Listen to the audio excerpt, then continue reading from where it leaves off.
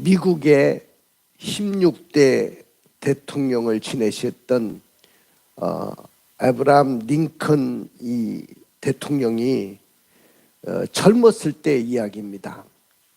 그는 변호사 시절 주의회 의원에 출마를 했는데 낙방을 했어요. 다시 하원 의원에 도전을 해서 출마를 했지만은 역시 이 선거에도 낙방을 했습니다. 이렇게 몇 번의 낙방을 거듭하자 링컨은 좌절과 절망이 찾아왔습니다. 그래서 주변 친구들이 링컨을 걱정하게 됐어요. 저러다가 링컨이 스스로 목숨을 끊으면 어떡하나, 저렇게 좌절하고 있는데. 그러면서 친구들이 링컨에 대해서 비상한 관심을 기울이고 관심을 갖기 시작했습니다. 근데 어느 날 낙선하던 날이었는데 이 링컨이 머리를 깔끔히 정리하고 목욕도 하고 고급 음식점에 가서 고기도 먹고 그러면서 아무런 일도 일어나지 않은 것처럼 그렇게 하더라는 거예요. 그리고 길을 걸어가면서 자기가 자기에게 외치기를, 오늘 나는 떨어졌어도 내일 다시 할 수 있어. 부활의 주님이 나와 함께 하시잖아. 그 고백을 길을 걸어가면서 자기 자신에게 고백을 합니다. 링컨은요, 그 당시에 자기 상황을 이렇게 기록을 해 놓았습니다. 나는 지금 이 세상에서 가장 비참한 인생을 살고 있다. 나는 재기할 수 없을 정도로 나는 나락에 떨어져 있고 나는 인생의 막다른 골목에 서 있다고 그 절망을 기록을 해놨어요. 그 절망하던 중에 성경을 읽어가는데 성경을 읽다가 부활의 주님을 만난 거예요. 맞아.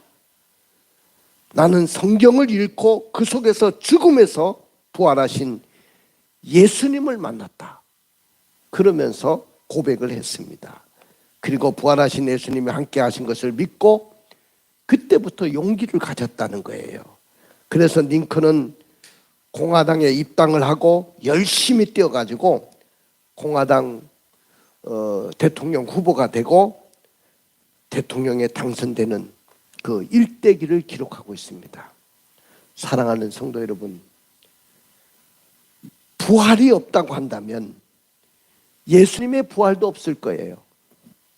그러나 예수님은 분명히 무덤 속에 내려가셨다가 사흘 만에 부활하셨습니다. 많은 부활 증인들이, 심지어는 한두 명이 아니고 500명의 형제들이 부활의 주님을 만났다고 고백을 했어요. 주님이 부활했기 때문에 오늘 우리의 삶 속에도 부활의 역사가 분명히 일어날 줄로 믿습니다. 부활할 줄로 믿습니다. 여러분의 삶도 부활할 줄로 믿습니다. 우리 교회도 다시 부활할 것입니다. 아까도 이야기했지만은 우리 교회는 오늘부터 다시 시작할 것입니다. 누구와 함께? 부활의 주님과 함께. 믿습니까? 어떨 때는 저 많이 좌절하기도 하고 실망하기도 했을 때가 있어요. 어떻게 목회를 해야 되나 그럴 때도 있었어요. 그럴 때마다 나에게 용기와 힘을 주신 분이 누구냐 하면은 부활하신 주님이에요. 주님의 부활이 있었기 때문에 나도 다시 살아날 수 있고 나도 아직 끝나지 않았어.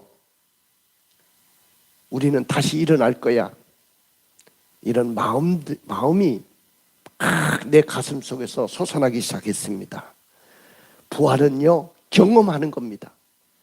절망을 뛰어넘어 낙심과 절망 속에 있는 여러분들이 부활을 경험하는 것입니다. 우리는 예수를 믿는다고 하면서도 부활을 믿지 못해요. 부활절이 돼서도 그 감격이 없어요.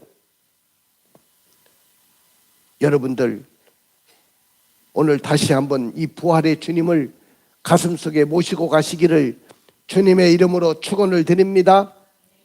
사랑하는 성도 여러분, 이 세상에 사는 날 동안 죽음의 비애를 경험해 보지 못한 사람이 어디 있겠어요? 아무도 없습니다. 인간은 다 죽습니다. 죽지 않는 인생이 어디 있겠어요? 더 이상 정복할 땅이 없다고 울었다는 그 알렉산더 대제도 죽었고요. 내 사전에는 불가능이 없다고 그렇게 호언장담하던 저 나폴레옹 황제도 죽었습니다.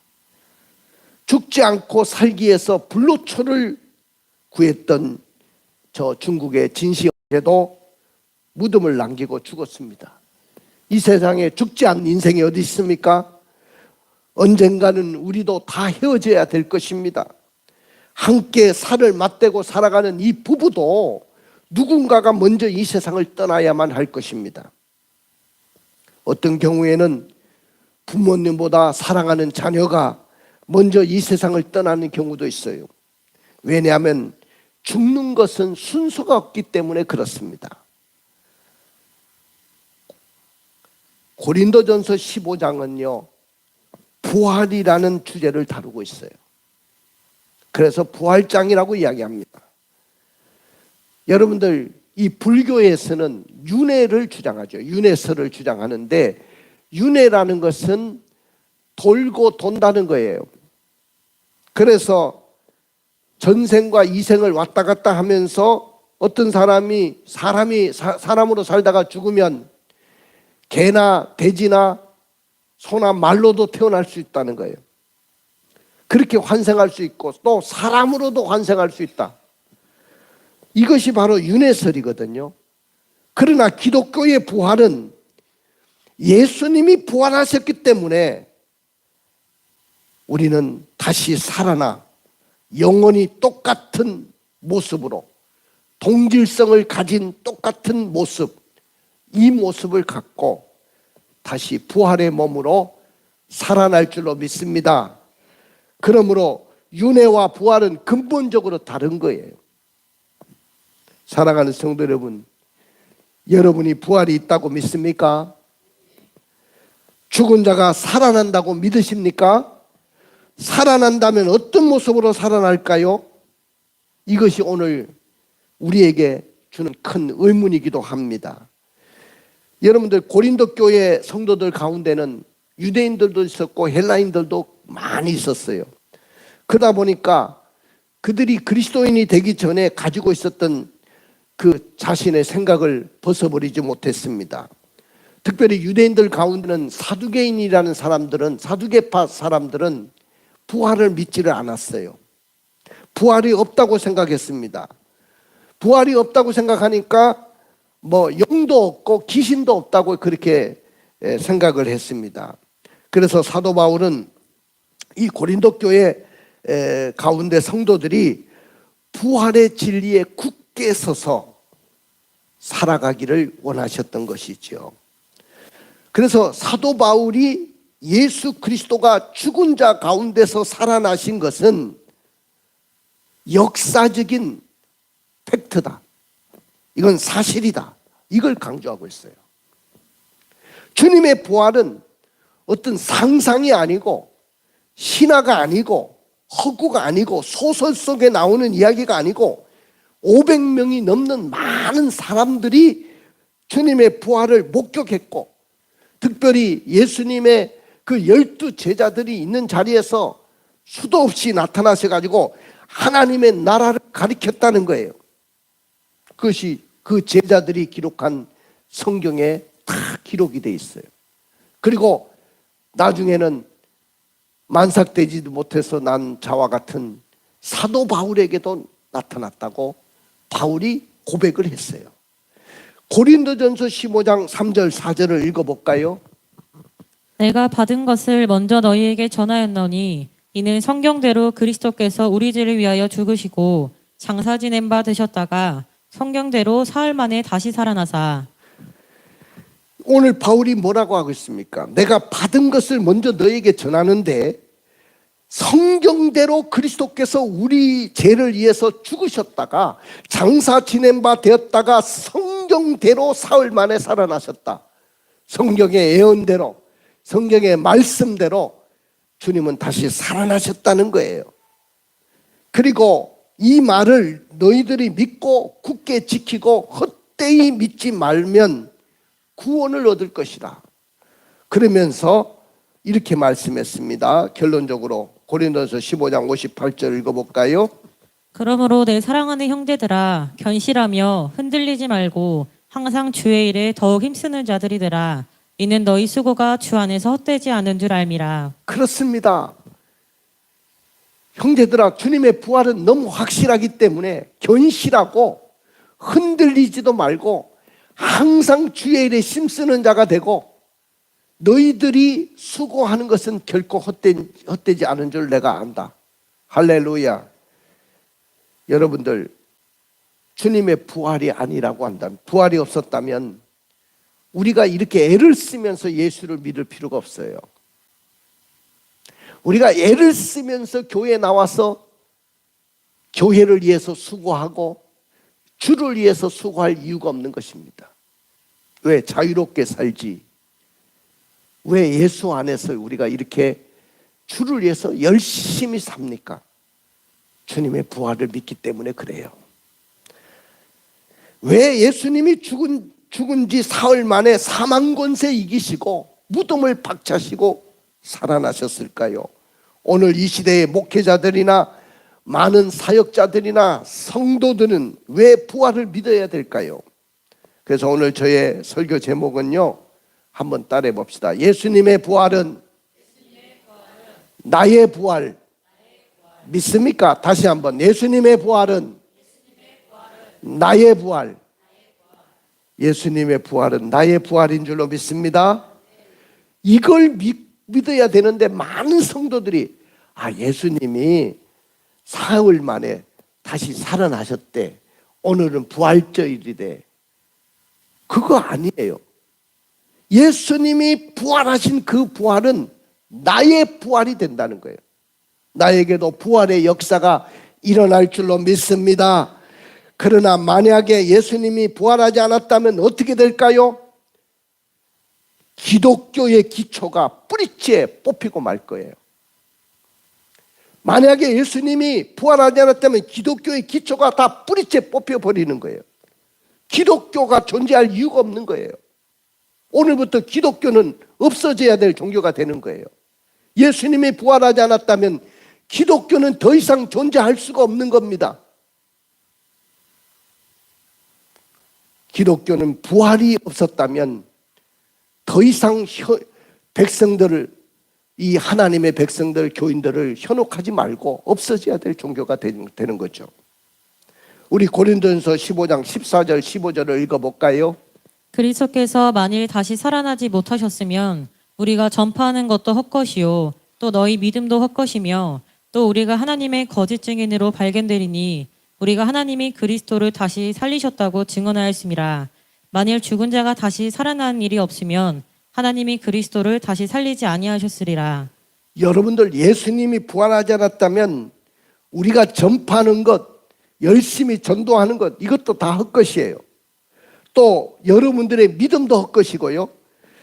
하나님은 부활이 있다고 날마다 말씀하셨는데 하나님은 거짓말하는 고등사기꾼이에요. 기독교는 말도 안 되는 종교가 되는 거죠. 왜? 부활도 없으면서 왜 부활이 있다고 하느냐 이거죠. 예수님의 부활이 역사적인 사실이 아니라고 한다면 기독교는 완전히 무너지고 마는 엄청난 결과가 초래하고 말 것입니다. 두 번째는 예수님이 부활하지 않았다면 어떤 일이 일어나냐? 예수님의 무덤은 빈 무덤이 아니라 그대로 남아있을 것입니다. 여러분들, 석가모니는요, 존경받는 인물이 되는지 몰라도 그는 무덤을 남기고 갔어요. 저 공자, 중국의 공자도, 유교를 창시한 공자도 유명한 말들을 많이 남겼지만은 그도 무덤을 남기고 갔어요. 이슬람의 모하메드도 무덤을 남기고 갔어요.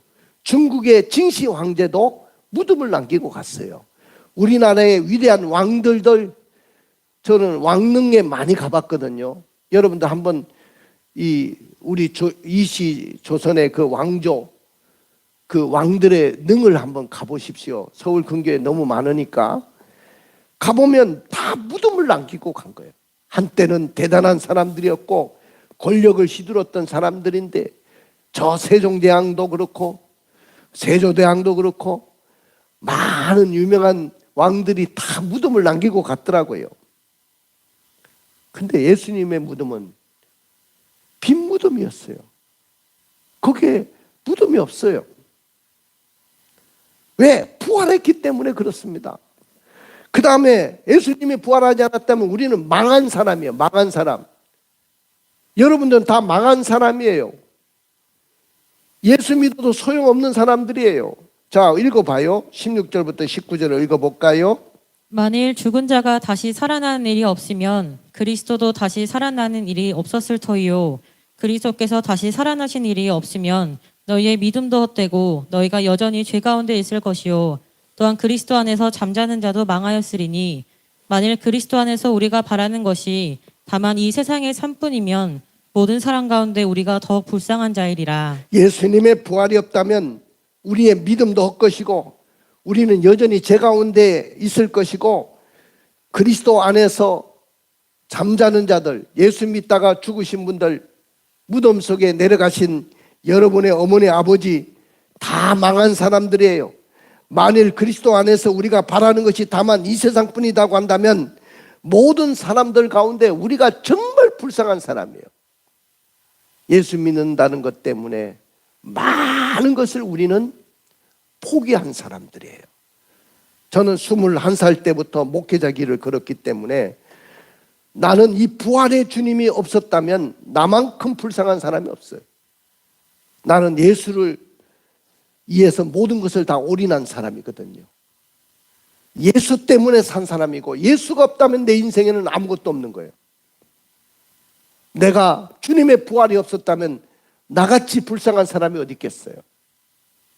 저도 한때 꿈도 많고, 저도 나도 나라를 위해서, 민족을 위해서 내가 뭘 해야 될 것인가, 나도 목표도 있고 비전도 있던 사람이에요. 그러나 예수 믿으면서 부활의 주님을 만나고 나서는 나는 그 모든 것을 다 포기하고 나는 주와 예수를 위해서 살겠다고 결심하고, 그렇게 집에서 반대하는데도 목회자 길을 걸었던 사람이에요. 그러면 나는 망한 사람 아닙니까? 이 세상의 삶뿐이라고 한다면 여러분들은 정말로 망한 사람이고 가장 불쌍한 사람들이에요. 그리고 네 번째는 우리에게 천국의 소망도 사라질 거예요. 부활이 없다면 무슨 천국이 있고 소망이 있어요? 없어요. 여러분도 한번 19절 읽어볼까요? 만일 그리스도 안에서 우리가 바라는 것이 다만 이 세상의 삶뿐이면 모든 사람 가운데 우리가 더욱 불쌍한 자이리라. 그렇습니다. 그 다음에 예수 믿다가 죽어 무덤에 들어간 자가 가장 불쌍한 사람이요. 우리 어머니 아버지 예수 믿다가 돌아가셨잖아. 우리 어머니는요, 나이 드셨어도 항상 그런 말씀하셨어. 내가 죽거든 슬퍼하지도 말고 울지도 말고 큰 잔치 해야 된다. 우리 성도들 얼마나 많겠니? 또 너의 아는 성도들이나 목사님들이 얼마나 많이 오겠니? 큰 잔치 해야 된다. 울지 마라. 왜? 천국에 간다. 나는 내가 기도하던 이 자리에서 천국에 갈 거니까 걱정하지 말아라. 그러셨어요. 여러분들, 예수 믿다가 죽어서 무덤에 들어간 자가 가장 불쌍한 사람이에요. 예수 믿지 부활하지 않았다면. 그런데 그 소망이 이루어졌기 때문에 오늘 우리는 너무나도 축복의 사람인 줄로 믿습니다. 할렐루야. 여러분들 죽음을 두려워하십니까? 두려워하지 않는 사람이 어디 있겠어요? 죽음을 무서워하지 않는 사람이 어디 있겠어요? 근데 이 부활의 신앙이 있는 사람은 죽음이 무섭지 않은 거예요. 언젠가는 우리가 이 땅에 살다가 가게 될 것인데 영원한 천국에서 이 세상의 모든 수고를 내려놓고 영원한 복락을 누리게 될 것이니까 우리가 얼마나 복된 사람인지 몰라요. 예수 믿으면서도 이 신앙이 없는 사람, 이 믿음이 없는 사람은 늘 낙심하고 절망하고 두려워하는 거예요. 두려워하지 않기를 주님의 이름으로 축원을 드립니다. 중요한 것은 건강하게 살다가 가세요. 여러분들 천국의 소망은 분명히 있기 때문에 자식들에게 짐되지 말고 건강하게 병원 신세 지지 말고 요양원 같은 데 가지 말고, 내가 어디 그 유튜브를 보다 보니까 요양원에 간 사람들은 빨리 돌아가시고 요양원에 안 가신 분들은 90을 넘게 100세까지 산다는 걸 봤어요. 절대로 요양원에 안 가기를 원합니다. 할렐루야. 자식들에게 이야기하세요. 나는 절대로 요양원 안 간다. 나 요양원 보내지 마라. 요양원에 가면 금방 죽습니다. 금방. 노인네 눕혀놓고요. 기저귀 쳐놓고요. 심지어는 손과 발을 묶어놓고. 이거 여러분들 실상을 여러분들 알면 요양원 가면 안 됩니다. 건강하게 사시다가 우리는 다 천국 가야 됩니다. 할렐루야. 믿습니까? 다 그렇게 살다가 가야 돼요. 부활이 없다는 전제로 사는 사람들의 심리적인 고백을 들어보면 이렇습니다. 하나님, 저희들은요 세상의 모든 거 다 버리고 지금까지 예수를 쫓고 살았는데 만약에 예수 그리스도가 죽었다가 부활이 없다고 한다면 정말로 나는 아무것도 아니네요. 믿음도 없고시고 전도하는 것도 없고 나는 망한 사람이고 세상에서 내가 가장 불쌍한 사람이네요. 여러분들 자신들이 이 소망을 가지지 못하고 살아가는 것을 너무 안타까워합니다. 그럼에도 불구하고 예수님은 부활하셨어요. 따라해 봅시다. 그럼에도 불구하고 예수님은 부활하셨습니다. 할렐루야. 그렇습니다. 여러분들, 하나님은 예수님의 부활을 통해서 이 땅의 성도들에게 소망을 주고 이 땅의 성도들에게 부활의 역사를 일으켜 주시기를 누구보다도 원하시는 분이 우리 하나님이십니다. 예수님도 살아생전에 이렇게 말씀했습니다. 나사로의 무덤 앞에서 이렇게 이야기했어요.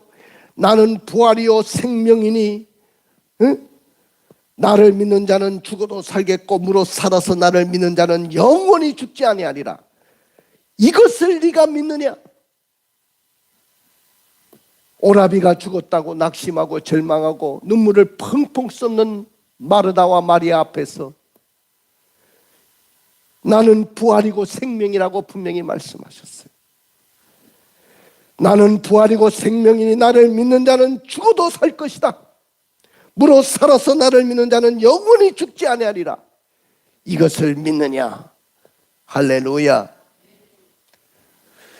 물론 여러분들이 죽을 때 보면 우리 아버지가 우리 어머니가 돌아가신 거 보니까 살아생전의 모습이 아니야. 그럴지 모르죠. 그런데 죽음이라는 것은 육체와 영혼이 같이 있을 때는 생명이 있어서 움직이고 살아서 사고도 하고 막 이러지만은 죽음이라는 것은 육과 영혼의 분리를 이야기하는 거예요.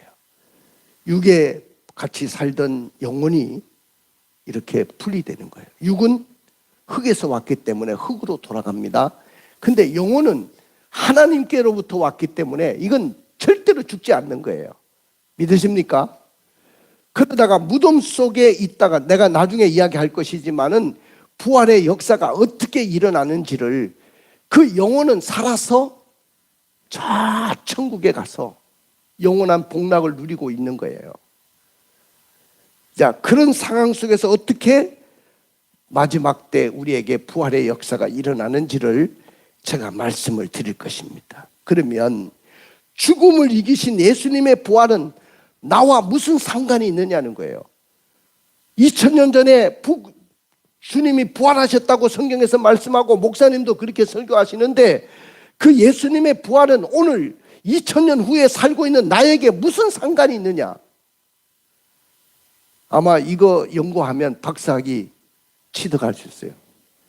예수님의 부활과 나의 상관관계 연구, 그거 연구하면 박사학위 받을 수 있어요. 누군가 연구를 해보세요. 그러면 무슨 상관이 있느냐는 거예요.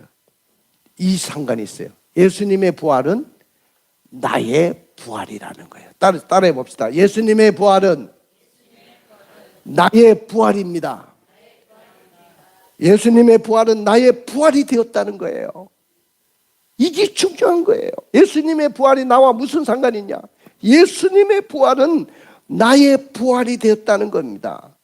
왜냐하면 예수님이 부활의 첫 열매가 되셨기 때문에 그 다음에 그 약속을 믿는 우리들도 다 부활하게 될 거라는 거예요. 그게 23절, 24절에 기록되어 있습니다. 우리 한번 읽어주실래요? 그러나 각각 자기 차례대로 되리니 먼저는 첫 열매인 그리스도요, 다음에는 그가 강림하실 때에 그리스도에게 속한 자요, 그 후에는 마지막이니 그가 모든 통치와 모든 권세와 능력을 멸하시고 나라를 아버지 하나님께 바칠 때라. 부활의 첫 열매가 주님이 되셨기 때문에 그 다음에는 그가 강림하실 때는 언제는 이야기하냐면 주님이 재림하실 때를 이야기하는데 그때는 그리스도에게 속한 자요. 할렐루야. 그리스도에게 속한 자가 다 일어나게 될 것이라는 거예요. 자, 오늘 죽음에서 살아나실 뿐만 아니라 우리의 삶 속에서도 살아나는 역사가 일어날 줄로 믿습니다. 주님이 부활하셨기 때문에 나도 부활한다. 할렐루야. 주님이 부활하셨기 때문에 내 삶 속에도 역사가 일어납니다. 사랑하는 성도 여러분, 죽음이 언제 우리 인간 세계에 들어왔는가요? 언제부터 죽음이 찾아왔는가요? 언제부터 죽음이 인간 세계를 지배했는가요? 바로 죄가 들어오면서부터, 죄 때문에 죽음이 온 겁니다. 첫 사람인 아담과 하와가 이 선악과를 먹는 날에는 정령 죽으리라고 말씀했을 때 그 말씀에 순종했다면 인간들은 죽음이 오지 않았을 거예요. 거기서 죽음이라는 것은 바로 하나님과 영적인 분리를 이야기하는 것이고 또한 영원한 지옥에 들어가는 그 둘째 사망을 이야기하는 거예요. 근데 인간이 죄를 범죄함으로 말미암아 인간에게 죽음이 찾아왔어요. 근데 이 죽음이 얼마나 위력이 있는지 주님은 이 죽음을 분노하셨어요.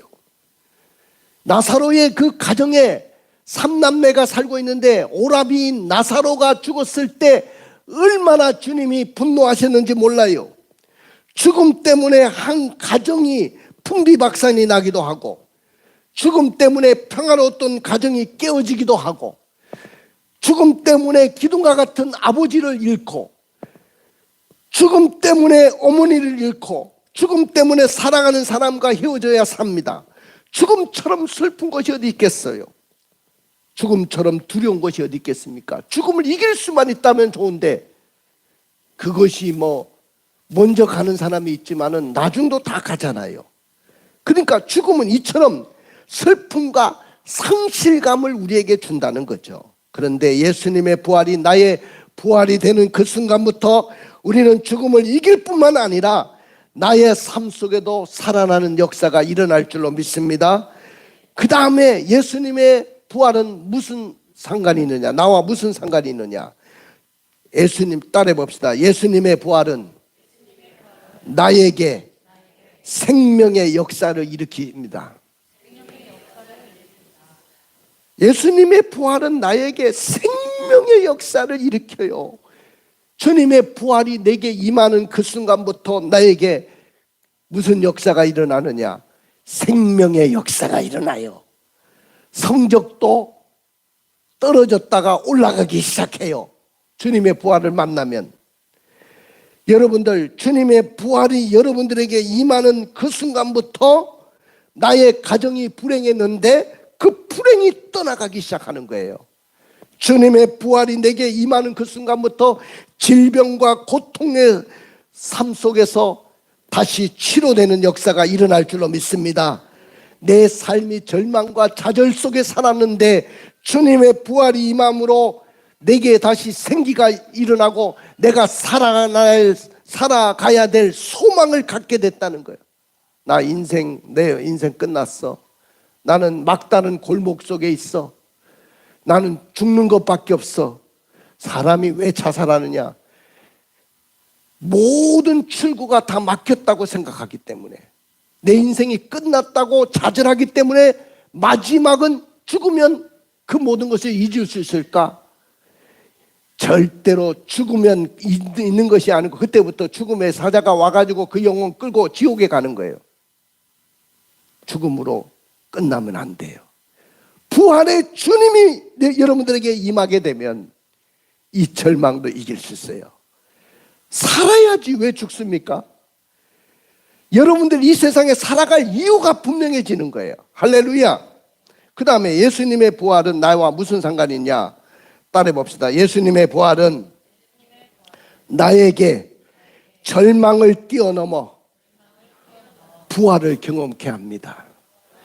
그렇습니다. 이 세상에 나를 절망하게 만드는 것들이 얼마나 많습니까? 주님의 부활이 내게 임하면 완전히 절망 속에, 수심 속에, 어둠 속에 살던 사람들에게 다시 한번 그 절망을 뛰어넘어서 부활을 경험하게 될 줄로 믿습니다. 그리고 주님의 부활이 나의 부활이 되면 어떤 역사가 일어나느냐? 따라 봅시다. 주님의 부활이 나의 부활이 되면 반드시 썩지 않고 죽지 않을 새 몸을 입게 될 것입니다. 그렇습니다. 자, 읽어봅시다. 고린도전서 15장 35절부터 44절까지 잘 천천히 한번 보세요. 누가 묻기를 죽은 자들이 어떻게 다시 살아나며 어떠한 몸으로 오느냐 하리니, 어리석은 자여, 내가 뿌리는 씨가 죽지 않으면 살아나지 못하겠고, 또 내가 뿌리는 것은 장래의 형체를 뿌리는 것이 아니요 다만 밀이나 다른 것의 알맹이 뿐이로되, 하나님이 그 뜻대로 그에게 형체를 주시되 각 종자에게 그 형체를 주시느니라. 육체는 다 같은 육체가 아니니 하나는 사람의 육체요, 하나는 짐승의 육체요, 하나는 새의 육체요, 하나는 물고기의 육체라. 하늘에 속한 형체도 있고 땅에 속한 형체도 있으나 하늘에 속한 것에 영광이 따로 있고 땅에 속한 것에 영광이 따로 있으니, 해의 영광이 다르고 달의 영광이 다르며 별의 영광도 다른데 별과 별의 영광이 다르도다. 죽은 자의 부활도 그와 같으니 썩을 것으로 심고 썩지 아니할 것으로 다시 살아나며, 욕된 것으로 심고 영광스러운 것으로 다시 살아나며, 약한 것으로 심고 강한 것으로 다시 살아나며, 육의 몸으로 심고 신령한 몸으로 다시 살아나나니, 육의 몸이 있은즉 또 영의 몸도 있느니라. 자, 지금 우리 김유린 리더가 잘 읽으셨는데 얼마나 여러분들이 이 말씀을 이해하는지 모르겠지만은 여기 심는다는 이야기를 했어요. 우리가 앞으로 텃밭을 만들어 놨거든요. 교회 텃밭을. 우리 박강순 집사님 덕분에. 그래서 이제 그 텃밭에 가서 씨를 뿌릴 겁니다. 근데 씨를 뿌리는데 그 씨가 땅속에 들어가서 썩으면 거기서 상추도 나오고 치커리도 나오고 우리가 맛있게 먹는 뭐 옥수수도 나오고 뭐 별거 다 나와요. 근데 처음부터 우리가 옥수수 우리가 먹는 그걸 심는 게 아니잖아요. 자, 이런 심는다는 것은 바로 씨로 비유했어요. 내 육체를 땅에 심지만은 없어지는 흙으로 돌아가지만은 나중에는 부활의 몸으로 다시 부활할 것입니다. 근데 요거는 있어요.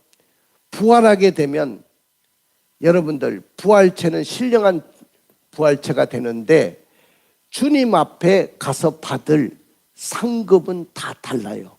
믿습니까? 이걸 오늘 여기에 보니까 상급이 다르다는 이야기를 하면서 뭘 이야기했냐면은 하나는 사람의 육체요, 하나는 짐승의 육체요, 하나는 새의 육체요, 하나는 물고기의 육체다. 그렇게 이야기했어요. 하나님 앞에 가면 다 부활체로 변화가 되고 부활하지만은 상급이 다 다르다는 거예요. 이해가 되시죠? 그 다음에 해의 영광이 다르고 달의 영광이 다르고 별과 별의 영광이 다르다는 표현, 다르다 했는데 다르다는 것은 차등이 있다는 거예요. 빛이 이거요, 이 특수 조명은 굉장히 빛이 밝죠. 태양은 굉장히 밝은 빛이고 달은 그거보다 조금 약한 빛이죠. 빛의 그 모습을 이야기하는 거예요. 마찬가지로 하나님 앞에 가면 다 이렇게 받을 상은 다르다는 거예요. 그 상은 내가 이 땅에서 열심히 헌신하고 봉사한 대로 받는 거예요. 그러나 부활은 똑같이 부활하는데, 여러분들 오늘 여러분들이 여기 말씀대로 다 부활하는데 씨를 뿌렸지만은 어떻게 해요? 죽은 자의 부활은 썩을 것으로 심지만은 썩지 아니할 것으로 부활하고, 욕된 것으로 심지만은 영광스러운 몸으로 부활하고. 할렐루야. 그 다음에 약한 것, 우리 육체는 한없이 약하잖아요. 약한 것을 심었지만은 강한 것으로 다시 살아나고, 육의 몸을 심지만은 신령한 몸으로 다시 산다. 할렐루야. 육의 몸이 있는 것처럼 영의 몸도 있다는 거예요. 그게 부활체를 이야기하는 거예요. 자, 두 번째는 마지막 나팔 소리와 함께 호련히 변한다. 읽어보세요. 53절 54절. 이 썩을 것이 반드시 썩지. 아니 53절 54절. 나팔 소리가 나매 죽은 자들이 썩지 아니할 것으로 다시 살아나고 우리도 변화되리라. 이 썩을 것이 반드시 썩지 아니할 것을 입겠고 이 죽을 것이 죽지 아니함을 입으리로다. 이 썩을 것이 썩지 아니함을 입고 이 죽을 것이 죽지 아니함을 입을 때에는 사망을 삼키고 이기리라고 기록된 말씀이 이루어지리라. 여기 보면은 마지막 나팔 소리와 함께 호련히 변화된다는 거예요. 마지막 나팔 소리가 언제냐? 예수님이 이 땅에 재림하시는 날이에요. 예수님이 그 제자들이 보는 가운데서 하늘로 올라가셨거든요. 구름 속에 빨리 올라가셨는데 내가 본, 너희들이 본 그 모습대로 오신다고 했어요. 그러면 지금까지 안 이루어진 것이 없는데 여러분들이 보는 가운데 주님이 이 땅에 오실 것입니다. 저는 힘이 가까웠다고 봐요. 인간들의 모습을 보니까 힘이 가까워졌는데 그 나팔 소리가 울린다는 거예요. 그 당시에 천사장의 나팔 소리가 울리고 막 주님의 호령과 천사장의 나팔 소리와 함께 주님이 강림하실 때 무덤 속에 있는 우리 어머니 아버지 믿음의 조상들이 일어나요. 그 다음에 우리 어머니는 화장됐는데 우리 남편은 화장됐는데 어떻게 되나 걱정할 것이 없습니다. 화장됐다 할지라도 먼지로 이 세상에 어딘가는 다 존재하잖아요. 이것이 나중에 그 영과 함께 신령한 부활체가 되어서 만나게 될 거예요. 할렐루야. 그래서 주님과 함께 공중에서 만나서 주님과 함께 이 땅에 내려오신다는 거예요. 주님의 호령과 천사장의 나팔 소리와 함께 강림하시고 그리스도 안에서 죽은 자들이 먼저 일어나고 그 후에 살아남은 우리들도 공중에서 주님과 함께 만나게 될 것이다. 그리고 주님의 부활에 놀라운 것에 참여하게 될 것이라고 데살로니가전서 4장 16절 18절에 그 말씀을 한번 읽어보여요. 주께서 호령과 천사장의 소리와 하나님의 나팔 소리로 친히 하늘로부터 강림하시리니 그리스도 안에서 죽은 자들이 먼저 일어나고 그 후에 우리 살아남은 자들도 그들과 함께 구름 속으로 끌어올려 공중에서 주를 영접하게 하시리니 그리하여 우리가 항상 주와 함께 있으리라. 할렐루야. 믿습니까? 주님이 재림하실 때 호령과 천사장의 소리와 함께 나팔 소리와 함께 주님이 강림하시는데 죽은 자들이 먼저 일어난다. 그래서 살아남은 자들도 그들과 함께 구름 속으로 끌려 올라간다. 그래서 공중에서 주님을 만나서 주와 함께 영원히 있게 될 것이다. 믿습니까? 이거 그림처럼 보여주면 너무 좋을 건데 내가 나중에 한번 보여줄게요. 그 다음에 세 번째는 승리를 주시는데, 사망아 너의 쏘는 것이 어딨느냐 그랬어요. 그 다음에 사망에 쏘는 것은 죄요, 죄의 권능은 율법이니라. 이제는 더 이상 사망이 이 세상에 힘을 쓸 수 없다는 거죠. 오늘 이런 놀라운 역사가 오늘 우리에게 임할 줄로 믿습니다. 마지막 결론입니다. 고린도전서 15장 58절을 읽어주세요. 그러므로 내 사랑하는 형제들아, 견실하며 흔들리지 말고 항상 주의 일에 더욱 힘쓰는 자들이더라. 이는 너희 수고가 주 안에서 헛되지 않은 줄 알미라. 이게 마지막 결론이요. 그러므로 내 사랑하는 형제들아, 견실하고 절대로 흔들리지 마요. 예수 믿다가 흔들리지 말아요. 예수 믿다가 도망가지 마세요. 죽을 때까지 나와 함께 해야 돼. 내가 여러분들 다, 나보다 연세 많으신 분들은 내가 장례 다 치러줄 거야. 그런데 나보다 젊은 사람들은 내 장례 치러줘. 알았죠? 응? 그러니까 우리 죽을 때까지 견실하고 흔들리지 말고 주 안에서 더욱 힘쓰는 자가 되시고, 수고가 주 안에서 헛되지 않음을 깨닫기를 주의 이름으로 축원을 드립니다. 할렐루야. 눈을 감아 보십시오. 가슴에 손을 얹어 보십시오. 축복의 주인공이 되려고 결단하신다면 주님의 부활이 나의 부활이 됨을 믿어야 될 줄로 믿습니다. 사랑하는 성도 여러분, 어떻게 해야 될까요? 이제부터 부활의 확신을 가지고 절망하거나 낙심하지 않기로 결단합시다. 부활의 신앙으로 나의 모든 것이 살아나는 생명의 역사가 일으키기로 결단합시다. 내가 부활을 경험하여 절망 속에 살아가는 이웃들에게 그들도 예수 믿으라고 전도하기로 결단합시다. 할렐루야. 눈을 뜨시가지고